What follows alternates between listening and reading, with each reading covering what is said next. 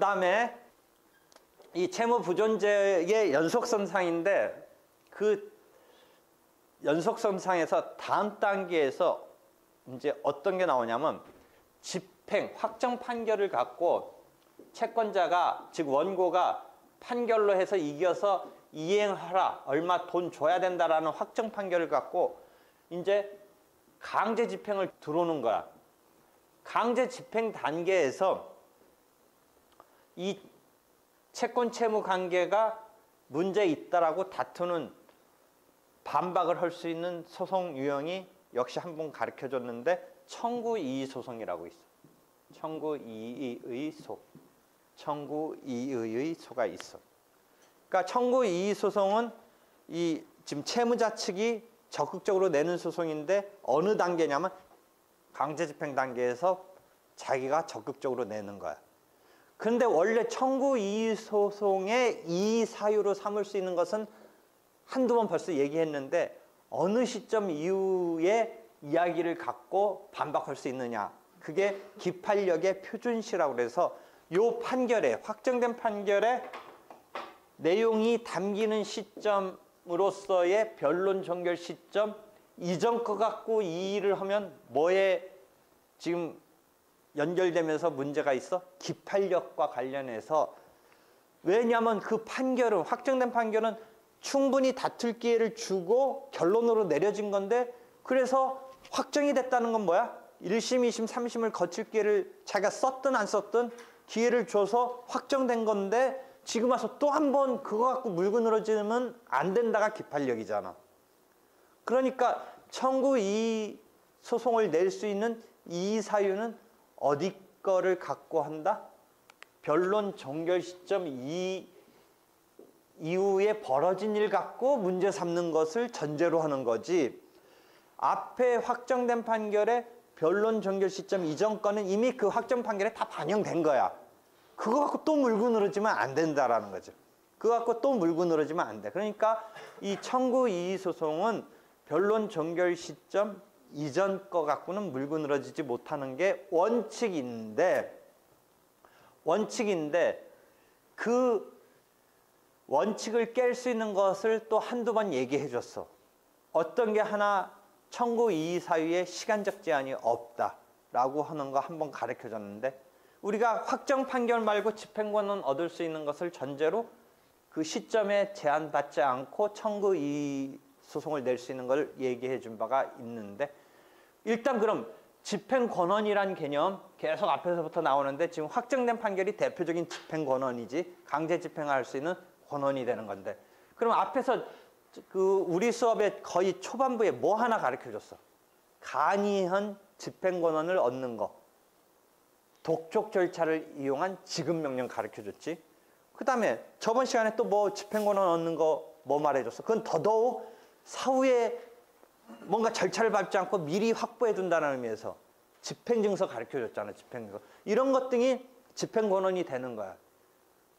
조정 절차를 거쳐서 조정조서가 꾸며진 것도 확정 판결과 마찬가지의 집행권원이 되는 거야.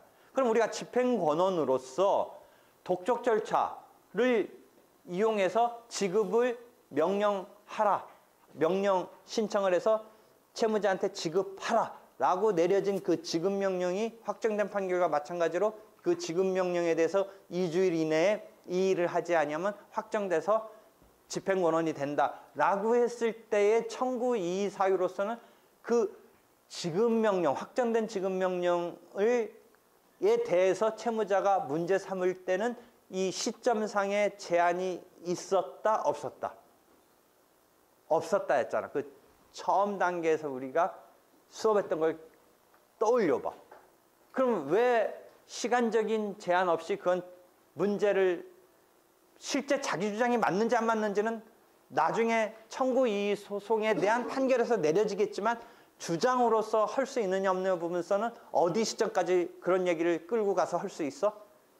확정된 지급명령에 있어서는, 시점에 있어서는 변론 종결에 해당하는 그 확정된 지급명령이 내려지기 전에의 상황 갖고도 청구 이의 사유를 할 수 있다라고 했던 실제 이유는 조문상의 근거도 있었지만 실제 이유는 뭐였었다? 일반적인 확정 판결에서처럼 서로 공방을 펼치면서 자기 주장을 펼칠 기회가 부여되지 아니한 채 법원이 지급하라라고, 물론 이 일을 하지 않았다라는 점에 기회를 줬다는 점 등에서는 뭔가 불만이 있었으면 네 불만을 표출할 기회가 있었다고 볼 수도 있지만, 하여튼 그런 재판에서 우리가 판결에서 벌어지는 공방이 없이 내려진 거니까 그 이의로 다툴 수 있는 것은 시점상 굳이 제한하지 않고 있다 등등 얘기를 한 바가 있어요. 그죠? 그런 상태에서 이제 청구 이의소를 우리가 어느 정도 감을 잡을 수 있는데, 그러면 지금 저번 시간에 했던 집행증서에 있어서 청구 이의 사유도 볼 수가 있어요.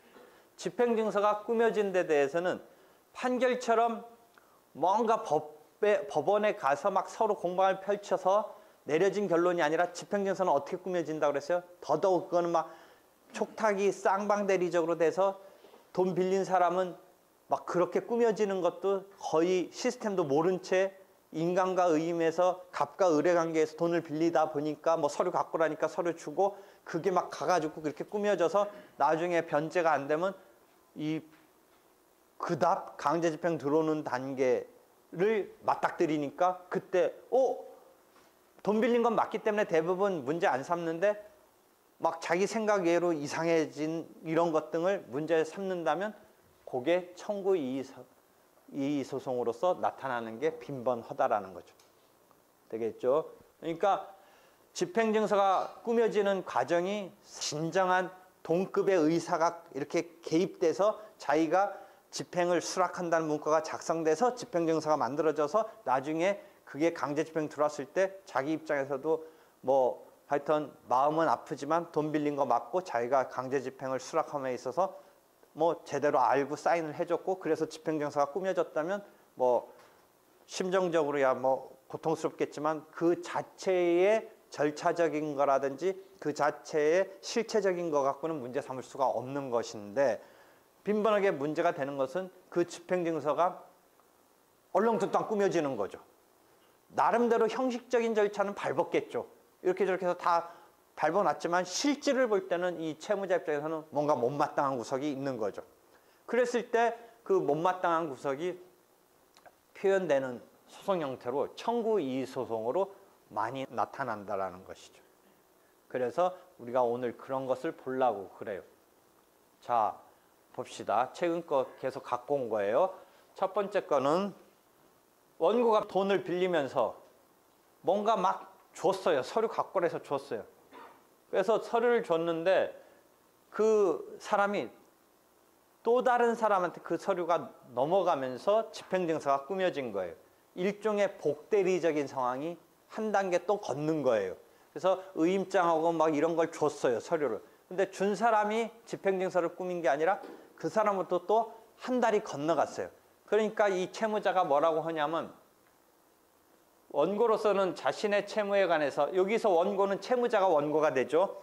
이 청구 이의 소송도 원고는 누가 돼요? 채무자가 되는 거죠. 이쪽 지금 을의 입장인 사람이 거꾸로 치고 들어가는 소송이라고 그랬죠. 그러니까 이 원고로서는, 채무자로서는 자신의 채무에 관해서 자신의 대리인 갑에게 이런 서류 등을 줬는데 그 사람이 또 제3자인 피고에게 복대리권을 부여하는 복인권까지 줬느냐가 이제 쟁점이 된 거죠.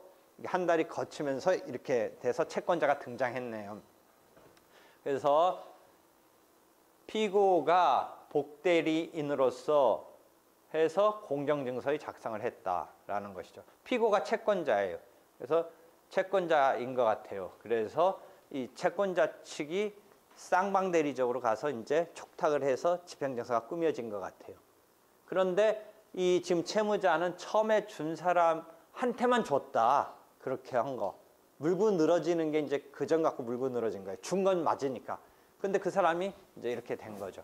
그랬을 때 그것이 유효하냐 아니냐 해서 처음에 준 대리권에는 복인권까지 준 거 아니냐. 복인권까지 준 거다 해서 이것은 문제 있는 건 아니다. 이런 게 나왔네. 그러니까 지금 집행정서가 꾸며지는 게 대단히 문제가 많아요. 이 공증 이 부분에 있어서 내가 저번 때 대상 범위를 금전적인 청구 말고 부동산, 동산, 인도 이런 범위까지 대상 범위를 확대했다. 이제부터는 집행증서를 만들 수 있는 대상은 그렇게 바뀌니까.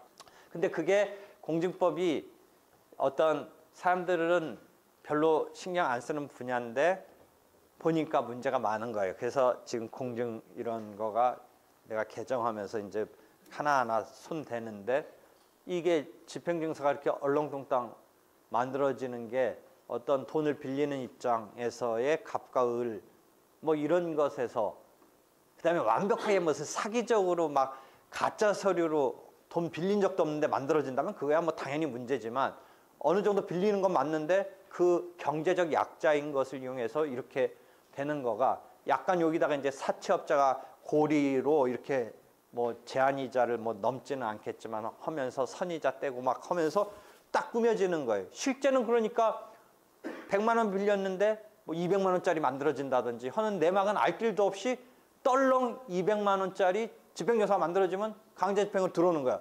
만약에 이게 판결 절차였으면 뭐가 다 터질 거 아니야. 처음에 100만 원밖에 빌리지 않았는데 이자를 어떻게 해서 200만 원의 채권이 지금 금액적으로 나와야 되는지가 뭔가 밝혀지면서 그게 법원에 의해서 체크가 될 거 아니에요. 근데 이 집행증서는 원래는 100만 원 정도밖에 안 빌렸는데 200만 원짜리 만들어지는 그 과정이 없는 거예요. 그냥 집행증서에 200만 원 강제집행해도 좋다라고 사인된 게 탁 나오는 거예요. 그럼 실제 100만 원만 빌린 경우라면 그 억울함이 뭔가 이 재판 절차와 달리 반영되지 않은 200만 원짜리가 딱 나온 거죠. 만약 그게 판결 절차였으면 실제 100만 원 빌렸는데 200만 원이 되는 과정이 뭔가 공방이 되면서 200만 원 일지 아닐지가 결론이 달라질 건데 여기는 그냥 200만 원이 딸랑 된 거예요. 그러니까 그 과정이 조금 허술한 거예요.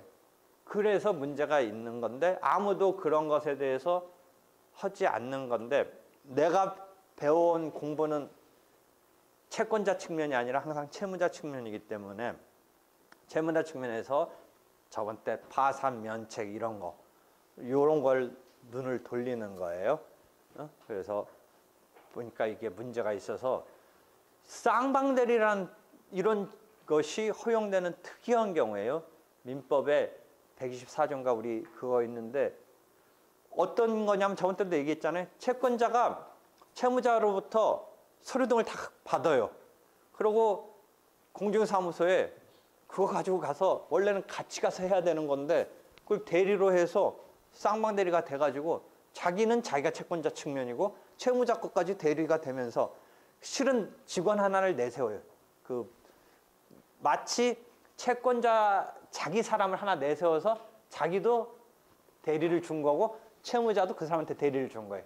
그러니까 그 사채업자 내지는 제2금융권의 어떤 직원성인 사람이 양쪽으로부터 대리를 받는 거죠. 수임을 받는 거죠. 그렇죠? 그 사람이 가서 그 집행정서를 만드는 거예요.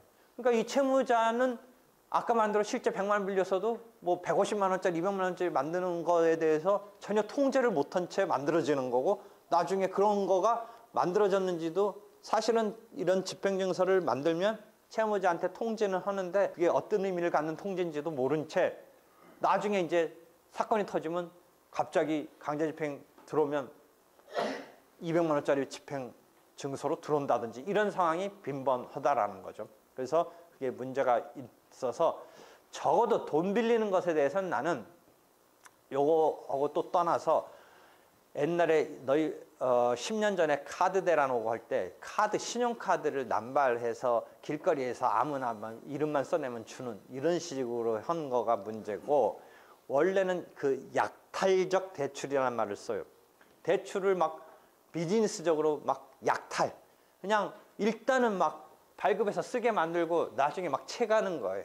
비즈니스적으로. 그런 게 문제가 있어서 편의성이 중시되는 사회이지만 돈 빌리는 것만은 이런 마주보고 빌려줘야 된다가 내 생각이에요. 그렇게 무작위로 빌려주면 안 되고 돈 빌리는 사람이 돈 빌린다는 것이 좀 창피하고 수치스럽고 하니까 마주 봤을 때는 그게 절제가 되고 뭔가 움츠려들면서도 그래도 빌려야 되니까 어쩔 수 없이 빌리는데 이게 온라인이나 카드로 되니까 이게 개념이 없는 거예요. 지금 이 돈이 나한테 내 규모상 어떻게 돼야 되는지에 대한 아무런 생각 없이 막 일단은 쪽팔린 단계 이런 게 없는 거잖아요. 카드로 돈 뺄 수 있고 ATM 기계 가서 대출할 수 있고 전화로 하나 뭐 가르쳐주면 대출되니까. 그런데 옛날 개념으로 보면 막 진짜 치욕스럽게 곤궁하고 어쩔 수 없어서 돈 빌린다. 이런 단계로 이 사람이